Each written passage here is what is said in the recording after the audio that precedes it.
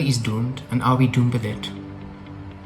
We've had the Arab Spring a few years ago, and right now we are experiencing a very hot, very dry Arab summer. And unfortunately, the autumn is nowhere to be seen. Hello Internet, welcome to Lex Universe. Today we will talk about the Middle East, about the changes that have happened there in the last decades, how it influences our planet, and basically what can we expect from the future, because right now when you look outside it doesn't really look that great. But before we start with this topic, let me welcome all the new subscribers. If you have subscribed to this channel, I thank you so much. You are great, it helps me so much. And if you haven't, well, nothing stops you from clicking on the button because it doesn't cost you anything and it helps me a great deal, but no pressure. Anyway, let's talk about the Middle East.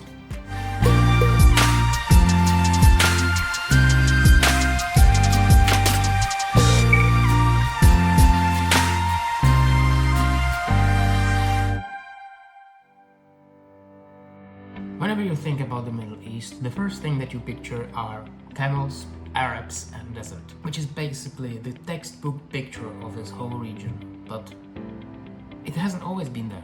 And it's not that all the way, even right now, but unfortunately things are getting worse. There are many places in the Middle East that are not basically just desert, but unfortunately the desert is expanding. Today I will talk about three major problems of this region, how it affects the Middle East itself and how it affects the whole planet, and unfortunately how that doesn't have any solution yet, which kind of sucks, doesn't it? There are three major problems for the Middle East, and that's the water scarcity and the climate change that is affiliated with it. Then there are the borders that are completely bonkers in the Middle East, and the conflicts that you have probably watched news in the past decades, and you know that the majority of world conflicts that everybody talks about are going on in the Middle East. In this video we will discuss all three of these topics, how they intertwine and how they came to be, and what the possible solution may be, or what horrible things will happen if there will be no solution. Let's start with the first one, the borders. I think this is the easiest one because we have someone to blame. We have the reason why the situation is like that. It doesn't have any quick solution, but well, there is someone to blame. When you look at the map of the Middle East, you can see some country borders, but when you look at the ethnographic map of the region, you will see that most of these borders are extremely artificial. In some cases, like Lebanon, Syria, Iraq, these borders not only are arbitrarily drawn, they have actually been drawn by France and Britain to make as much chaos in that region as possible. And that's not even some conspiracy theory, that's a fact that's been proven. So how can you expect to hold a nation within the state borders that will have nothing to do with your inhabitants? That's kind of problematic. I already spoke about it a little bit in my video about Afghanistan. If you haven't seen it, you can watch it in the upper right corner. But this is basically true throughout the whole of the Middle East. Yeah, the truth is that the majority of population in most of the countries is Arab. But there are some other minorities that live across the region, especially the Kurds, which are sometimes dubbed as the world's largest minority without any country of their own. Although they have a very autonomous region of Iraq. I would like to say I will mention it later, but I probably won't. But I think I will make a video about the Kyrgyzstan in the future. If you're interested, stay tuned, subscribe. You will see it once it's online.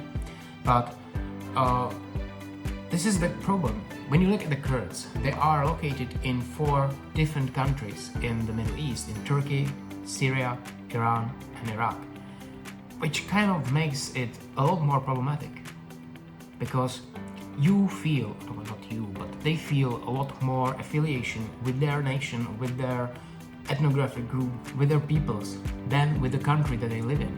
Because those countries, even though many of them have existed for decades, they don't have any tradition. So if you have people bound in one country that has certain borders, and you're trying to make them into one nation, although they have nothing in common. How can you form an identity? It's really difficult. But at least if you can provide some basic needs, nobody has a reason to revolt against you. But unfortunately, there are two other major problems in the Middle East that do coexist with this one, make it even worse. Let's talk about water. In the past 10 years, there have been numerous droughts in the Middle East, and not only there.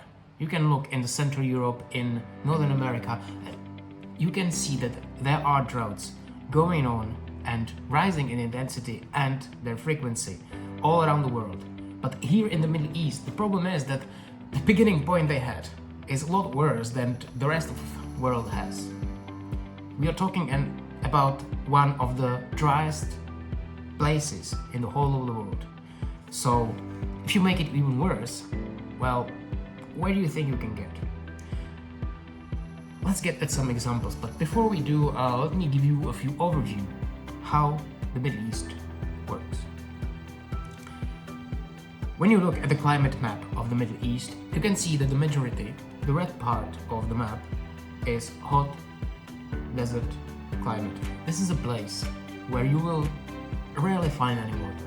It definitely doesn't rain there unless you are extremely lucky and you get a few drops of water on you. You can basically not grow any grains here. You cannot make any food from these areas. They are mostly uninhabited. When you look at Saudi Arabia, you have some cities, but between them, it's just desert. There's nothing there. When you look at the map even more, the yellowish parts are semi-arid, warm and cold climates. These are a little better than the desert. Don't get me wrong, but it's like saying that Lenin was a little bit better than Hitler. It's still quite bad. You can barely grow any food in these regions, so for your economy and for your food supplies and agriculture, this is also kind of a useless land. And when you look at it, we are talking about the majority of the Arabian Peninsula, Iraq, Syria and Persia or Iran, which in itself kind of tells you that there is not much you can do there in regards to food. There are several major rivers in the region. The most important ones of them are probably the Euphrates and Tigris that are surrounding the ancient area of the Mesopotamia, and in the south of Iraq, near the city of Basra, they confluence and form the Shatt al-Arab river that then drains into the Persian Gulf or Arabian Gulf, regarding where you stand on. And then there is the Zayande Root river in Iran. And why I'm mentioning this river, because I want to show you visually what it means, what I'm trying to tell you. This is one of the most remarkable rivers in Iran. It flows through an ancient city of Isfahan, which is one of the most religious places in Iran, and the bridge across this river and the river itself are kind of the most important landmark of the city of Isfahan. Well, take a look at this picture. This is what it looks today. There's barely any water in the river, and that kind of sucks because, well, you need water to survive. But if we leave Iran and we go to Iraq, I will make even stronger point here. When you look at the Tigris and the Euphrates, you will not see first glance that there is something wrong with these rivers. They are still some of the largest rivers in the world, but the problem here is a little bit more invisible. In order to understand this better, we need to get some 4,000-6,000 years to the past. Back then, these two rivers were surrounding an area that we now call Mesopotamia, which basically means between two rivers. This was one of the most fertile lands around the world, and therefore it became a region where one of the first civilizations on this planet was formed, the Sumerians. But they did not just rely on the water in the rivers. They were building these canals that were spraying the water from the rivers into the land and making it more fertile. That's when this part of the world was later nicknamed as the Fertile Crescent. Not important right now, but you need to understand that this form of agriculture has been the rule of thumb in Iraq or Mesopotamia in more detail for the past millennia, until a very recent day. But right now, when you look at the canals in cities in Iraq or around these rivers, the rivers still have enough water, but the canals are basically empty, and they now serve basically as trash bins.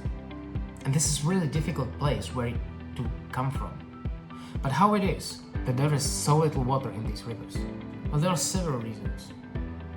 The most obvious one is the climate change.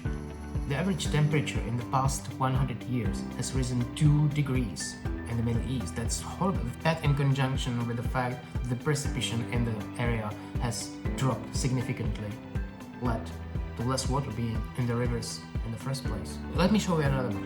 This is the precipitation map of the Middle East. As you can see, there are just a few places in the Middle East where there is some rain or even snowfall. And that's the eastern rivers in Turkey, where both Tigris and the Euphrates are originated. And then there is the Zagros Mountains in western Iran. But unfortunately, in the past years, there was almost no snow in these mountains. What does it mean then? There's a lot less water in the rivers. But unfortunately, the climate change is not the only reason why there is so little water in these rivers. We will still stay on the Euphrates and the Tigris, but we will take another river that is not exactly in the Middle East into consideration, and that's the Nile. Because the next problem on this is building dams. Look at this picture. This is the map of all the dams on the Euphrates and the Tigris River.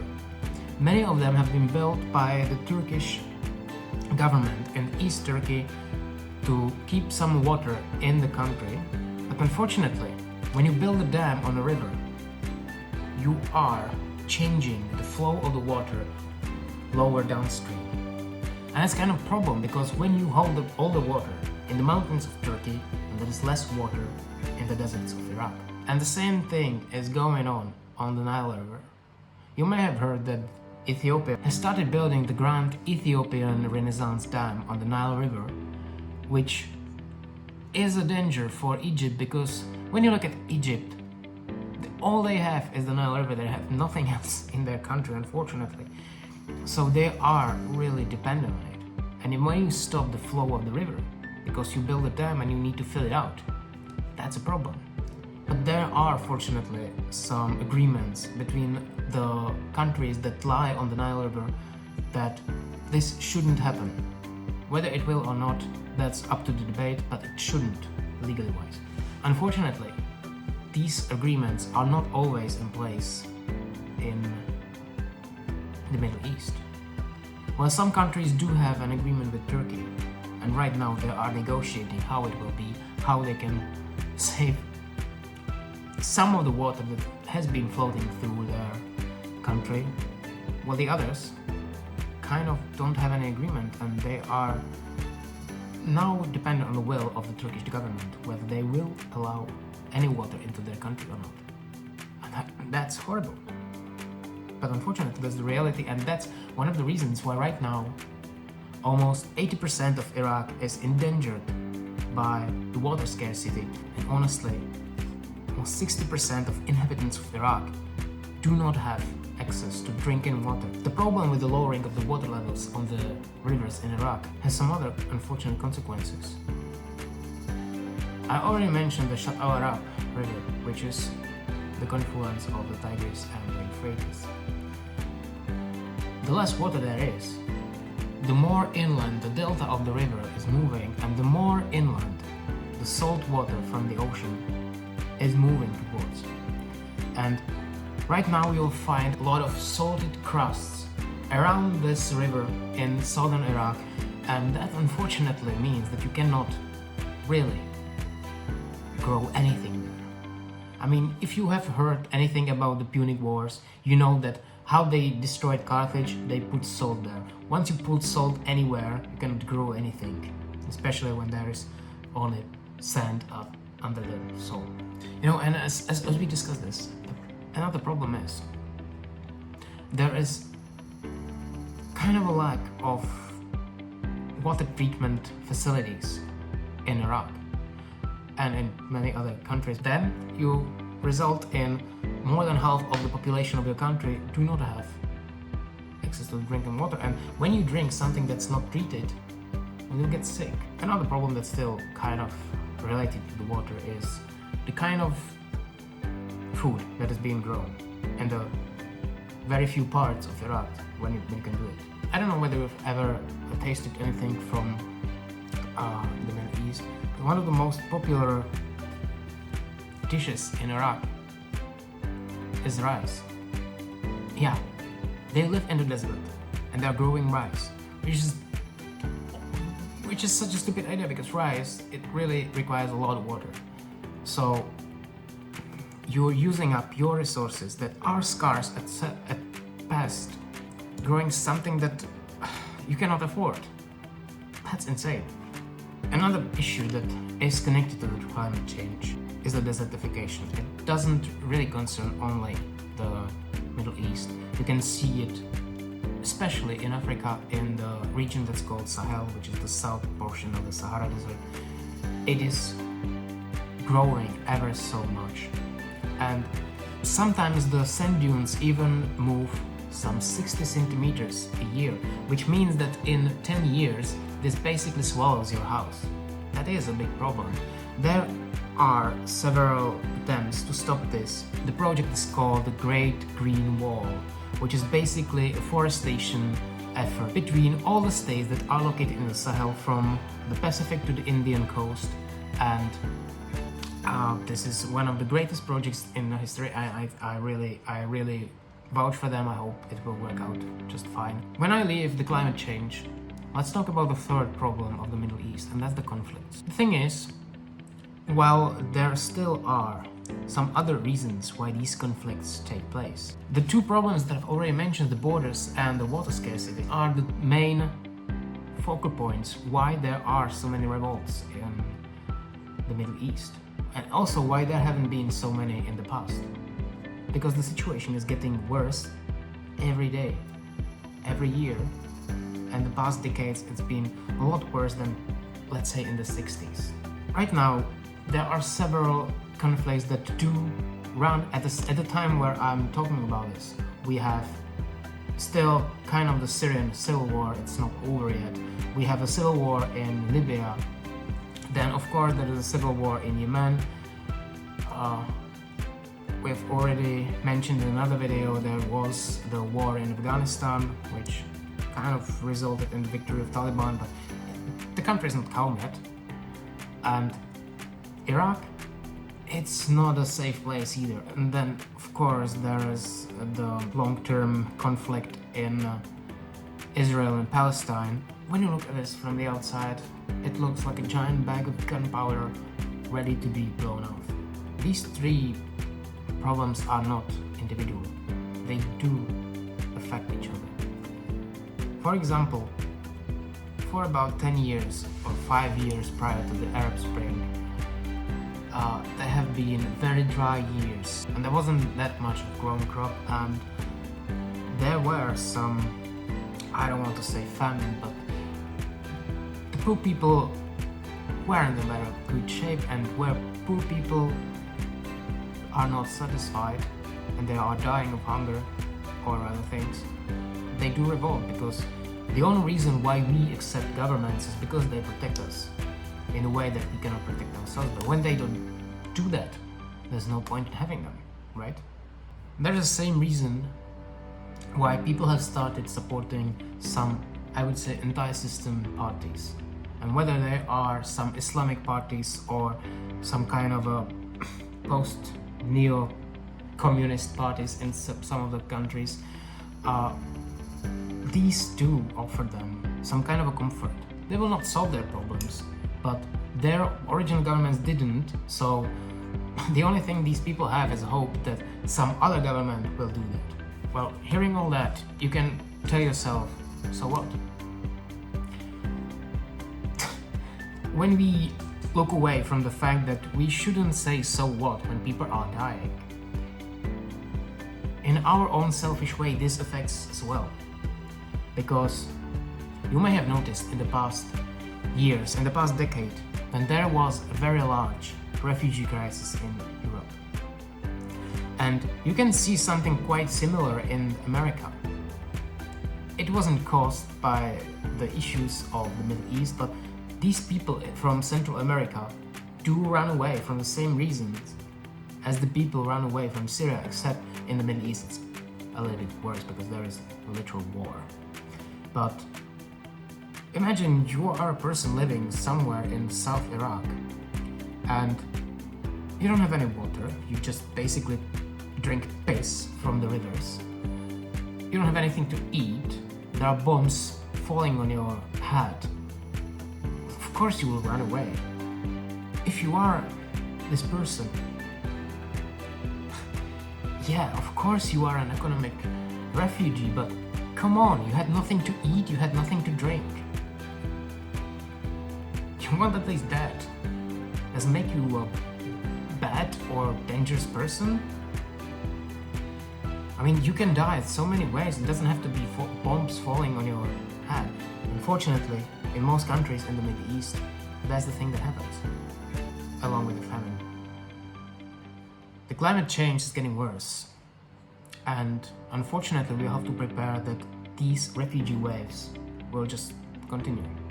There will be a lot more people running away from the places around the world that will be barely habitable.